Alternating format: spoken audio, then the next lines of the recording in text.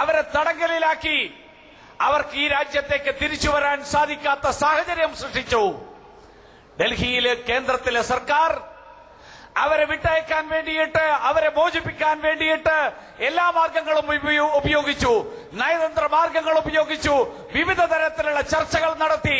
ആ ചർച്ചകളുടെയൊക്കെ ഫലമായിട്ട് അവർക്കാർക്കും ഒരു പോറൽ പോലും ഏൽക്കാതെ അവരെ സുരക്ഷിതമായി തിരിച്ചു കൊണ്ടുവന്ന് അവരുടെ മാതാപിതാക്കളുടെ കൈകളിലെത്തിക്കാൻ ഭാരതീയ ജനതാ പാർട്ടിയുടെ നേതൃത്വത്തിലുള്ള കേന്ദ്രത്തിലെ സർക്കാരിന് സാധിച്ചു. आतंकवाद ये मानवता का दुश्मन है। पूरे विश्व की मानव जात को मानवतावादियों ने एक होकर के आतंकवाद को परास्त करना ही होगा। और आतंकवाद के सामने न हिंदुस्तान झुका है, न हिंदुस्तान झुकेगा। आतंकवाद को परास्त करके रहेगा। ഭീകരവാദം മനുഷ്യത്വത്തിന്റെ മുഴുവൻ ശത്രുവാണ്. ഭീകരവാദത്തിന് മുന്നിൽ ഒരു വിട്ടുവീഴ്ചയും ചെയ്യാൻ ഭാരതം തയ്യാറല്ല. ഭാരതം അതിന്റെ മുന്നിൽ മുട്ടുമടക്കുന്ന പ്രശ്നമില്ല, മുട്ടുമടക്കില്ല, മുട്ടുമടക്കാൻ ഉദ്ദേശിക്കുന്നില്ല. भाइयों बहनों, इन दिनों पूरे देश में एक आक्रोश का माहौल है। जम्मू कश्मीर में, उरी में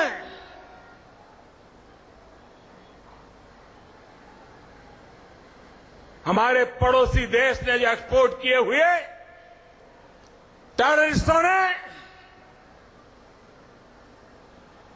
हमारे 18 जवानों को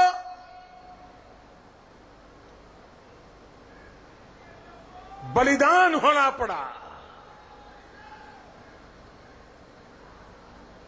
आतंकवादी कान खोल के सुन ले,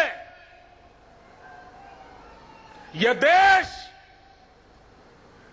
इस बात को कभी भूलने वाला नहीं है। രാജ്യം മുഴുവൻ ആശങ്കയുടെ, അസ്വസ്ഥതയുടെ ഒരു സാഹചര്യത്തിലാണിന്ന്. ജമ്മു കാശ്മീരിലെ ഉറിയിൽ നമ്മുടെ അയൽ രാജ്യം, ആ അയൽ രാജ്യത്തിന്റെ സംരക്ഷണത്തോടുകൂടി, പിന്തുണയോടുകൂടി എത്തിയ ഭീകരവാദികൾ സൈനിക ക്യാമ്പ് ആക്രമിച്ച് 18 സൈനികരെ കൊലപ്പെടുത്തി. ഒരു കാര്യം അവരോർമ്മിക്കണം, ഇതിന് ഒരു കാരണവശാലും ഭാരതം ഇതൊരിക്കലും മറക്കാൻ പോകുന്നില്ല. ഇതിനൊരിക്കലും അതിന്റേതായിട്ടുള്ള രീതിയിൽ ഇതിന് മറുപടി പറയാൻ ഭാരതം എന്നും തയ്യാറായിരിക്കും. मेरे प्यारे भाइयों बहनों, पिछले कुछ महीनों में 17 बार ये पड़ोसी देश ने जो टेररिस्ट एक्सपोर्ट किए थे, 17 बार अलग अलग गुट, कभी 4 की संख्या में, कभी 6 की संख्या में सीमा पार करके इन फिदायिन हमलावरों ने इसको तहस नहस देश को करने का प्रयास किया। लेकिन हमारी सेना, जाबाज सेना ने पिछले कुछ ही महीनों में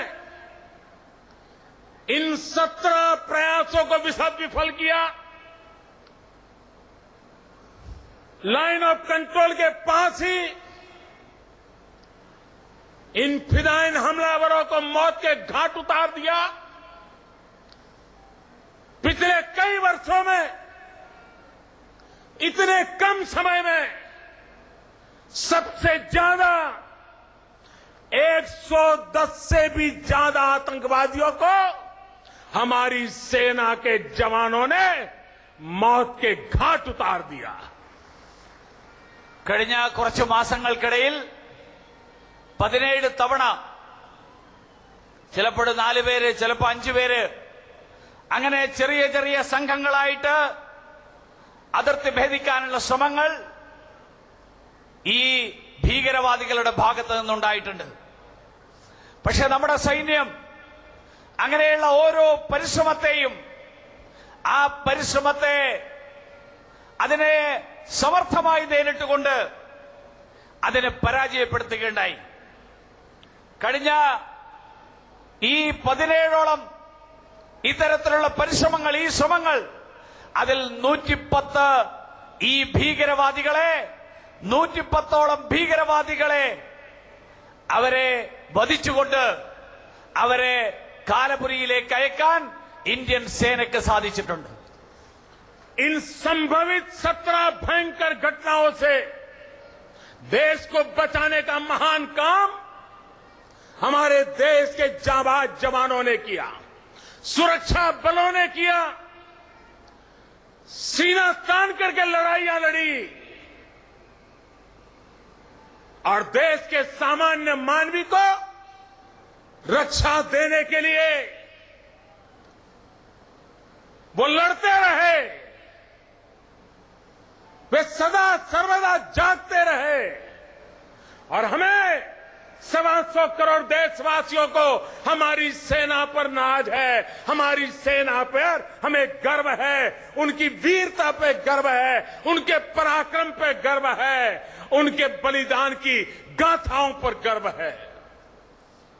ഈ 17 സംഭവങ്ങൾ, ആ സംഭവങ്ങളിൽ ഈ രാജ്യത്തെ രക്ഷിക്കാൻ, ഈ രാജ്യത്തിന്റെ അതിർത്തികൾ രക്ഷിക്കാൻ, സംരക്ഷിക്കാൻ, അതിലൂടെ ഈ നാടിനെ രക്ഷിക്കാൻ വേണ്ടിയിട്ടുള്ള പരിശ്രമം, അതിനു വേണ്ടിയിട്ടുള്ള സമർത്ഥമായിട്ടുള്ള ശ്രമം ഇന്ത്യൻ സൈന്യമാണ് നടത്തിയത്. ആ സൈന്യത്തിന്റെ പ്രവർത്തനങ്ങൾ 125 കോടി ജനങ്ങൾ, ഈ രാജ്യത്തെ ജനങ്ങൾ, ആ ജനങ്ങൾ ഈ സേനയുടെ പരിശ്രമം, ഈ സേന നടത്തിയിട്ടുള്ള സമർത്ഥമായിട്ടുള്ള ചെറുത്തുനിൽപ്പ്, ഈ സേന ഈ രാജ്യത്തെ രക്ഷിക്കാൻ വേണ്ടി നടത്തിയിട്ടുള്ള വീരശൂരമായിട്ടുള്ള പരിശ്രമങ്ങൾ, ഈ സേന കാണിച്ചിട്ടുള്ള സാഹസികത തീർച്ചയായിട്ടും നമുക്ക് അഭിമാനം നൽകുന്നതാണ്. നമുക്ക് നന്ദിയുള്ളവരാണ്. ഈ സൈന്യത്തിലെ ഓരോ ഭടനോടും അവരെ ഓർത്ത് ഈ രാജ്യം അഭിമാനം കൊള്ളുകയാണ്. आप कल्पना कर सकते हैं, पड़ोसी देश एक घटना में सफल हुआ और हमारे 18 वीरों को बलि होना पड़ा. अगर इन 17 घटनाओं में अगर वो सफल हुए होते तो देश को कितना तबाह कर देते, इसका आप अंदाज कर सकते हो. നിങ്ങൾക്ക് ഊഹിക്കാൻ സാധിക്കും, നമ്മുടെ ഈ അയൽ രാജ്യം നടത്തിയ ഒരു പരിശ്രമം, അതിൽ 18 ജവാന്മാർക്ക് ജീവൻ നഷ്ടപ്പെട്ടു. 17 ശ്രമങ്ങൾ, ആ 17 ശ്രമങ്ങളിൽ ഓരോന്നിലും ഇത്തരത്തിൽ സംഭവിച്ചിരുന്നുവെങ്കിൽ എത്രയേറെ പേർക്ക്, ഈ രാജ്യത്തിന്റെ രക്ഷയ്ക്ക് വേണ്ടിയിട്ട് പരിശ്രമിക്കുന്ന ജവാന്മാർക്ക് ജീവൻ നഷ്ടപ്പെടുമായിരുന്നു എന്ന് ഊഹിക്കുമ്പോൾ, അപ്പോഴാണ് സേന നടത്തുന്ന പരിശ്രമങ്ങളുടെ പ്രാധാന്യം മനസ്സിലാക്കാൻ സാധിക്കും. मेरे प्यारे देशवासियों, हमारे सेना के जवान, हमारे सुरक्षा बलों के जवान, चाहे बीएसएफ हो, चाहे सीआरपीएफ हो, चाहे जम्मू कश्मीर की पुलिस हो, चाहे नॉर्थ ईस्ट की पुलिस हो, जितने भी हमारे सुरक्षा बल के जवान हैं, वो इस लड़ाई को जीतते चले गए हैं.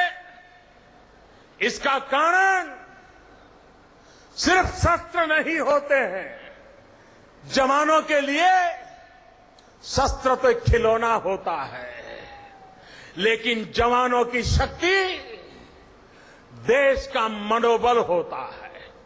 आज हिंदुस्तान का मनोबल सबसे ऊंचा है, सबसे बुलंद हौसला है और देश के लिए, देश के जवानों के लिए, भारत के 125 करोड़ देशवासियों का ये मनोबल, यही हमारी ताकत है और यही हमारे सैन्य का सामर्थ्य है. പ്രിയപ്പെട്ട നാട്ടുകാരെ, സേന നടത്തിയിട്ടുള്ള ഈ പരിശ്രമങ്ങൾ, അത് ബിഎസ്എഫ് ആണെങ്കിലും സിആർപിഎഫ് ആണെങ്കിലും ജമ്മു കാശ്മീരിലെയോ വടക്ക് കിഴക്കൻ സംസ്ഥാനങ്ങളിലെയോ പോലീസ് സംവിധാനമാണെങ്കിലും അവർക്കെല്ലാവർക്കും തന്നെ ഇത്രയും സമർത്ഥമായിട്ടുള്ള രീതിയിൽ, ഇത്രയും ഫലപ്രദമായിട്ടുള്ള രീതിയിൽ ഈ ഭീകരവാദികളെ നേരിടാൻ സാധിച്ചിട്ടുള്ളത് അവരുടെ ആയുധങ്ങളുടെ ബലം കൊണ്ട് മാത്രമല്ല. ആയുധങ്ങൾ ജവാന്മാരെ സംബന്ധിച്ചിടത്തോളം കളിപ്പാട്ടങ്ങളാണ്.